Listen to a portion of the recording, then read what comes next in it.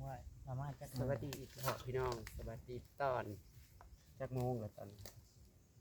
สวัสดีเด้อกับสลาก็มี 11 โมงตอนนี้พี่น้อง เม เอ้ย ซี่น สั อน นสลาใด สันเข้าแล้วใครแต่มีผู้มาบวชเป็นหมู่เนาะหลายคนอยู่เด้ มามือแรกน่ะ10 ปลาย แม่นบ่เพิ่นซึกน้ำบ่นี่ บัดนี้ทั้งนี้เพราะว่าโอ๊ยต้องการความสงบนะจริงๆก็โอ้แต่นี่เนาะแต่มันก็คือว่ายามสันเขามันก็แค่ร่วมกันซื่องานนั้นมันก็แยกย้ายอยู่ไปอยู่มันนั่นเอง เดินจงกรมอยู่ พอเชียเอ้ย ต้องปฏิบัติ พอออกเชียวอันนี้เนาะบ่ว่าสิอยู่วัดใดอยู่สายปฏิบัติชำใดในใดก็มันขึ้นอยู่กับเฮาเนาะขึ้นอยู่กับตัวเฮาล่ะที่ทำได้ดี อันนี้ของได้เฒ่าตั้งแต่มื้อวานพี่น้องมาเพนแมงสร้างนี่สิให้ หรือว่าเนี่ยพอบอกว่า มันตัวเขียวๆหยันเบื่อได้เพิ่นว่าบ้าน ตัวสีสิว บ้านมันโตมีอยู่บ่เพิ่นว่าตัวสิว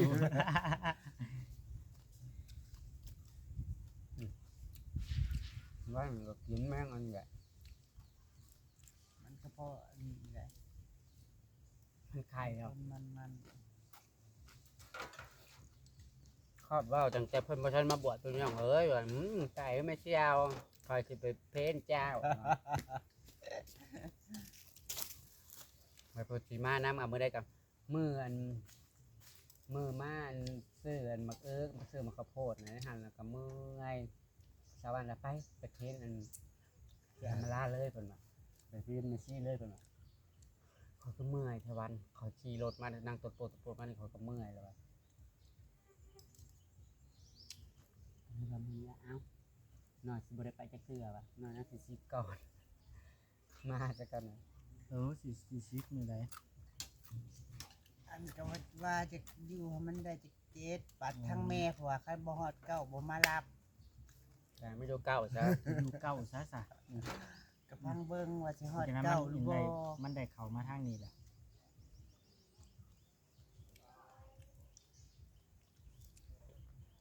โอ้ยแม่นะ เพราะว่าเขาไม่ออกคำที่เพิ่นว่าโอ้ยบ่คือกันเพิ่นว่าจ้างกับอยู่บ่ได้ถ้าอยู่ได้3มื้อกันพุ่นแล้วเพิ่นว่า อืม ก็เลยบอกเคยไปปฏิบัติอยู่พุ่นอยู่อูนมาก่อนบ่เลยว่ามันเนี่ยอยู่พุ่นให้จะเข่งคัดตัวนี้ได้มือละ3เทื่อผมปฏิบัติธรรมเนี่ยช่วงเช้าช่วงเที่ยงช่วงแรงอันนี้ยังว่ามีแค่ช่วงเย็นโทรศัพท์ผมบ่ได้ซื้อไปเล่นบ่ได้แชทหาก็บ่ฮู้เด้ออันโทรศัพท์ตายเอามาเปิดไว้ยามมื้อเช้าตั้งเวลาปลุกซื่อ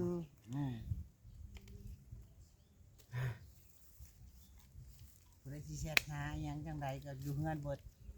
เสียงเพลงอยู่ใส่นี่ ก่อนสิเข้ามานี่ก็บอกพอออกเบิดแล้วแต่ว่า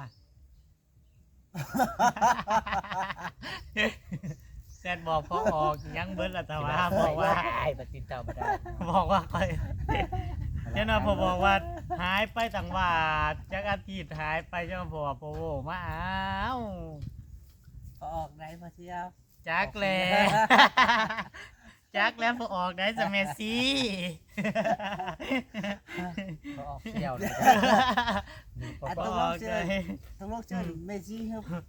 พอเข้า เมซี่เขาบอกเขา แม่ยี่ตารูปอ่ะตารูปน่ะพี่น้องเป็นว่าจะให้ คู่ เอิ้น ก็ พ่อ เยอะคู่ จะให้เอิ้นพอออกแม่จะให้เอิ้นพอออกขาวหรือว่าแม่ชี้ขาว อย่าคู่กับเซล เชลมันไปทำกันเนาะ อืม มันพาไปเนี่ยไปคลองไปพูนบ้านเนาะ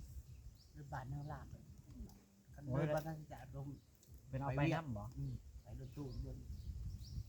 ตกลงเสียเอิญเมซี่คือพ่อข้าว แรงมาก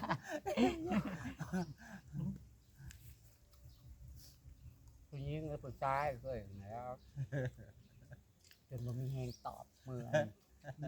อสิไปหาหมอเกมราชมันเมื่อยเขาโซมลง แม่หมอกระถามลงเฮือกเขากระถาม ว่า เอาผู้หญิงหรือผู้ชาย ถามกัน เป็นกันปะ หาคอยเบิ้งนี่จะคือผู้ชาย แต่นั่งกันเมื่อยม่อนซอยเย็น บ่ นะ มีแห้งตอบคันแมันมีแห้งตอบเนี่ยกัดไทยเชื่อจังสิ บัดไปหาหมอแม่หมอมือน่ะกะถามเนี่ยผู้หญิงหรือผู้ชายผู้ชายยังคือผมยาวว่า ไปมือที่สองเพิ่งอาถามอีกอย่างนั้น เจ้าเจ้า ว่าคอยนี่เป็นเอื่อยกับน้องเพิ่นบ่สองคน มือมันไปนี่นะจ๊ะเป็นคนลุกเลย คนลูกนี้นะในที่ มือนั่นน่ะ เพิ่นพวกคนอยู่คนพ่องอยู่ เนี่ยบอก จังว่า พวกเธอมีเสื้อแนวที่ไม่ดีใช่ไหม บอก สีขาวปัก เป็นว่า เสือกระเทย เสื้อนี่เป็นปอบเสื้อนี่ เสือเนี่ยบ่ดี เพิ่นเพิ่นว่าก็แม่นอยู่ว่าล่ะ กับแม่น บ่ แต่ว่าเกิดมาก็ไม่เคยเห็นดอก เพราะว่าเพิ่นไปตายอยู่ฉันอยู่เวียงอยู่เวิ้งคุณ ก็จะว่าพี่น้องกับแม่พี่น้องว่าพี่น้องบ่ได้เคยเห็นหน้านะ ของแม่นี่เลยแต่ว่าคนสมัยตะกี้เนาะ โอ้ย เรียนเขายังพวกทหาร พวกทหารเก่า ยังซักป้องกันนั่นป้องกันนี่เพิ่นซักเบิด น้องแม่อ้ายพ่ออ้ายแม่นะอ้ายแม่นี่กันยังเป็น คนสมัยตะกี้เนาะ เป็น ขับ แค่ทุกคนนั่นแล้ว เขาซักเขาหยังเด้ลายก็เต็มโตของเบิ่งแน่เนาะก็บ่ได้เคยไปก็บ่ได้เว้าอิหยังให้เราก็ว่าภูเขาคาลายลายเต็มโตมีแต่หัวตอนเขาโยนมันโดดใหม่ๆเหลือแต่หัวกับผมลืมตาเมา ก็ผมว่า เว่ามันเขาคือได้บ่หมอก็ได้ ว้ายแบบบ่ได้ยิ้มบ่ได้หัวตาเพิ่นน่ะแบบนี้ บันติวเพิ่นอยู่ผู้เดียวอยู่ในห้วย เพิ่นอยู่นี่ เพิ่นเป็นหยังเขาเอิ้นหยังก็ทรงรักทรง ร่างทรง ซึกยังไปเดี๋ยวสิพาไปเบิ่งเพิ่นเป็นเพิ่นบ่ได้แม่นว่าสิแบบเว้าเล่นๆ ใจ ได้ แบบ ตั้งใจแบบเว้าแบบอีหลีอีหลอ เพิ่น น ทักไง เพิ่นทักนั่น ทักแบบจริงแบบ เพิ่นบ่ แม่ ได้ น เสื้อถือนะสิว่ากัน แม่ แน่ น บ่ พอบอกว่า มา คน มาแต่ ขอน้ำเพิ่น หั ก็ ว หลายเลย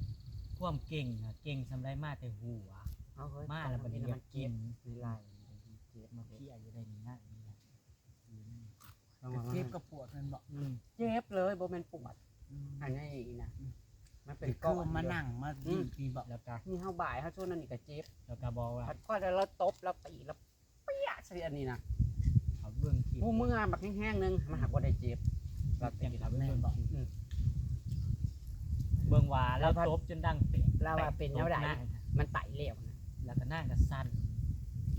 ไล่ สั่น กู ก็ บอก ยา ไปสิหนามีเจียวเอ้ยไอ้ที่ถูกถือตีนใส่ฮะกูบอกไป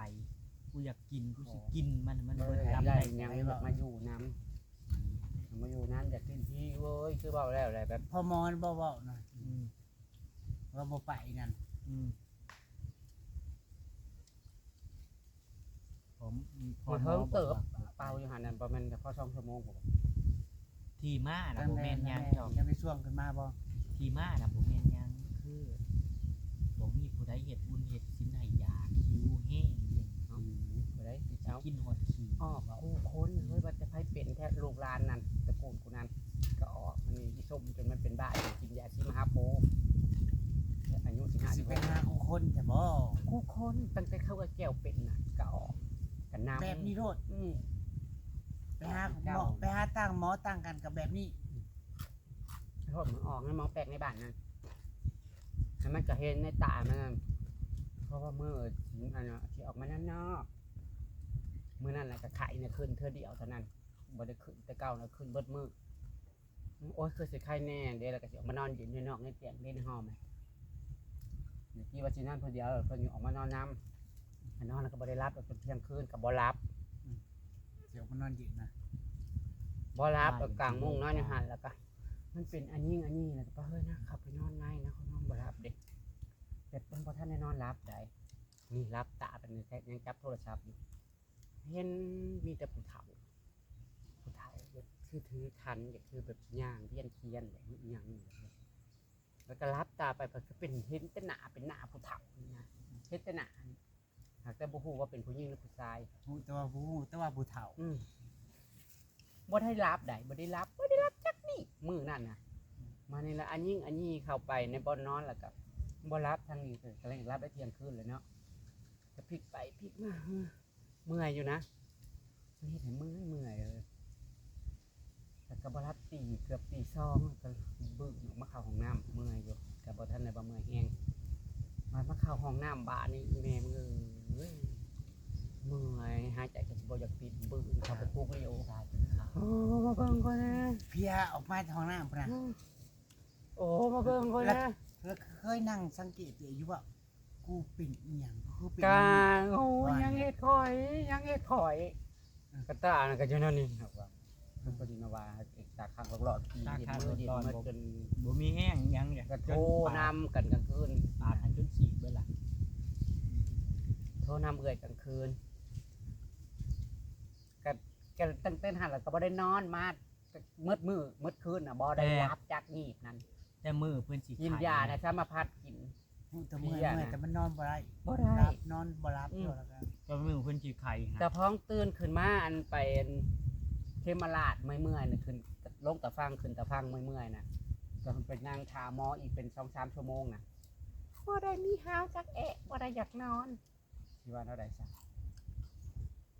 เป็นไข้แต่เก่าคันเฮากินกินยาแก้ไข้นั่นนี่เฮ็ดก็อยากนอนต่อบ่ อันที่จริงค่ะแม่ว่าตัดสินใจไปหาหมอตั้งแต่มื้อ เพิ่นก็คือบ่เอามาแต่มื้อวาน เพิ่นจะเป็นหัวคือบ่เอามาเพิ่นว่า เอามาตอนมื้อ เพิ่นนั้นเห็นเบิดแล้วนะคันสิว่ามื้อที่เฮาไปน่ะเพิ่นก็แนมเบิ่งได้แบบว่าตาเพิ่นแนมเบิ่งเฮา แต่ญาติได้ลึกลับเลยบอกอยู่ก็วนห่วงพี่เอ้ยป่วยอันบ้านติวสิไปบ้านน้ำพองท่าเด้แต่ว่ายับลงมาทางที่แต่ว่าอยู่ข้างทางบ้านติวนี่แล้ว กลัวเทพสิลงอีกแต่ละองค์มันเพิ่งมันคงรับอย่างนี้แหละเทพอุมานะไฟกับท่วมด้วย มื้อคืนที่2มาอีกก็ฟันเห็นรถ คนอยู่คนหัวอยู่ป้านะงั้นเพิ่นภาคอยู่ฮะ เราบ่ได้มีลูกมีผัวเด้เรา คือเทียงหน้าอ ผู้ ย่าง หญิงผู้ชาย นี่ อ๋อ ข้าวเกิดเลย60 กว่าสิ70หรือบ่จักแล้ว ลูกหลานนี่ค่ะ ลูกหลานก็อยู่บ้านติวพุ่นแหล้วก็มีลูกหลาน แต่เราบ่มีลูก แล้ว มี บ่ ผัว มีลูกบ่มีผัวแล้วจงจริงๆท่านว่าเราเป็นคนบ่ได้เป็นหนังสือครับว่า หนังสือก็บ่ได้เป็น ถ้าเราเป็นคนสมัยก่อน เราเป็นคนบริสุทธิ์เลยมันมีแนวมาเทียมนี่นะเพิ่นบ่ได้ เป็นหนังสือบริ ก็ เวณ บ ห อก นัง ว่า สือ เป็นเก่าออกเก่าหา ก็บ่ถ้าผู้ใดก็คือไปปัวน้ำเพิ่นก็หลายเท่านั้นเอง สมัยคนพวกเป็นเก่าหางอยู่ออกอยู่ผู้เดียวได้เว้นว่าพวกที่แบบโดนคล้องโดนคุ้นไซนี่เขาจะไปหาพวกพีกับพีกันนั่นแหละเขาจึงได้แก้กันได้เลย เป็นหยังแหละคันแนวว่าเพิ่นเฮ็ดเลยเพิ่นซอยเฮาได้เฮาก็ การเราอยู่ เพิ่นบ่ได้ทำลายเฮา การเราดีขึ้นมา เพิ่นซอยเฮาเพิ่นบ่ได้ทำลายเฮาถึงว่าสิเก่าห้าง10ห้างก็ย่า เนาะพี่น้องเอ้ยเพราะว่าเฮาเฮ็ดแล้วเฮาสบายใจแล้วเฮาก็ ซี เฮ็ด แห่งว่าอยู่ว่าซีแห่งว่าเจสีจะเป็นทายาทคนต่อไป น้ำลาย บ่ได้ออกเด้อ เพิ่นเป่าเพิ่นก็บ่ได้ เป่า เป่า มี นุ่ม น้ำ ก่อ ลาน ย นะ ออกเด้อเห็นว่าเป่าฟูๆอยู่นั่นน่ะ เป่า บ่ได้มีน้ำลายออก เดี๋ยวเพิ่นก็รับมันม่วนรับนั่นแม่นเสียงนำ ก็ลาแล้วคอมเมนต์ลาแล้วคอมเมนต์ก็ว่าเหมือนคนบ้าแต่เรื่องแบบนี้บ่เกิดกับตัวบ่ฮู้พี่น้องเอ้ย บัดนี้ ความเสื้อเป็นบุคคลเนาะเสื้อไปเสื้อมันคณะเฮ็ดเท่าดีขึ้นเขาก็ คัน เสื้อ เว้าคือทางไทยกันสำนักปูนั่นปูนี่เห็นบ่อันมองมันเจนร้านกุยช่ายมันจะไปหาปูเดี๋ยวนี้แหละนั่นแหละแล้วก็สำนักนั้นสำนักนี้อันนั้นก็คล้ายๆกันแหละพี่น้องมันก็สิได้หยังกุมารมาเลี้ยงแข่งกันบาดนี้ โอ้ยนี่ออกเท่ามาวานนี่นะเขาบอกมาเจ้าผู้ไปซื้อข้าวจังจีไปเลินน้ำก็เลยหอบขนมออกมาให้เพิ่นเมื่อพูดเมื่อวานนี่ตอนแรกอ่ะ เพิ่นเอามาทางนี้บ่ ของยามมื้อเช้าเลยจัวเพิ่นไปบิณฑบาตมาแล้วเพิ่นก็เล่นขนมใหายก็ได้แต่ถุงหนึง หอบขนมเมื่อยอีกบ่น่ะ ว่าจะว่าให้เมียออกพอออก ตอนมาได้ แล้ว นี่บ่ตอนมาได้นี่ อืม เมื่อไหร่ หอบกันนม เ ให้เงินอีก50,000 โอ้ บ่มีเงินเติมน้ำมันนะ โอ้ย บ่เพิ่นว่าบ่มีเงินเติมน้ำมันมาไปเนี่ยก็ไปเติมลงเอาน้ำมันเขาก็เลยให้เพิ่น บางเนี้ยเงินว่าจงไว้ใช้ให้มันกลมเดือนเงินเกือบ20,000น่ะสิเบิดแล้วหาหมอนี่นะขึ้นรถลงเรือเนาะบ่จักว่าบ่รถคันได้เป็นปอกลงไปน้อยหนึงก็ส้มน้อยหนึง ขนาดปิดให้เนาะ ก็ไปสิเคยเป็นไข่แบ นี่ บ แหละ ยืดอิหยังนั่นนี่จักเทื่อ เฮาบ่มีทายาทต้องเก็บเงินไว้บัดมันน่าจำเป็นได้ใช้เนาะมันจำเป็นได้ใช้ของมันได้ใช้ กูมื้อมันบ่ได้หาเงินเก็บมันหาเงินใช้ยังว่าบุญแล้วมันยังมีให้ใช้อีกนั่นงามดอกอันนี้ได้เนาะดอกหางดอกอันนี้ จักหน่อย ไม่ล่ะทั้งหม พวก ด นี้ผม จักหน่อยใบไม้ป่งนี่เนาะยังสิแบบมาเย็น มามื้อแรกเว้าเด้อมีออกปอกทั้งหลาย เป็นจังได๋ จนจากเมื่อเฮ็ดเสร็จขน้อยโพด เห็นเลย ว่าสินอนหันในหันเนาะถ้ามีก็ไม่ขี้มันลายมันเต็มมาเด้วันนี้ช่วงใบไม้ล้นเนาะมันปัดล้มก่อนนั้นอีกก่อนมือมาปัดเริ่มล้มเริ่มหนาวนี่อากาศเย็นบุ่นแล้วก็ล้มบุ่นกวดชาลายหมดคืน ไม่ต้องมันโหเข้าไปบ่เชี่ยวบ่แม่นน้อยๆโอ้ เฮ็ดเสร็จแต่กองคักแบบ เออ แม่นเลยลมแห้ง ลม ลม ห แห้ น้าง 2-3มื้อนะ ลมมาทันไปต้องเข้าไปในสลาบริเฮ็ดอิหยัง บ่ได้รับบ่ได้นอนแล้วเนาะ ว่าจะไปรับไปนอนพุ่นแล้วกวาดอยู่นางจะพักเข้ามาอีกแล้ว เต็มอีกแล้วมันไปเบิ่งนั่งเบิ่งบ่ได้ติ ป้านอนผู้เดียวในตลาด แล้วนอนหันแล้วบาดนี้โอ้ยคือสิไปนอนแล้วมันเดึกแล้วดิเสียงคืนไปนอนตั้งตะกวดแต่หัวค่ำอยู่ข้างดึกเลยยายป่ะพี่ไม่ยายพี่ตื่นมาแล้วก็เจ้าก็ซึกอะไรเด้ออยู่นี่เอ้ย ก็จะมาบวชครบ บัน นะ ตาโพน่ะมีแต่ลูกศิษย์ลูกหาเพิ่นน่ะมาบวช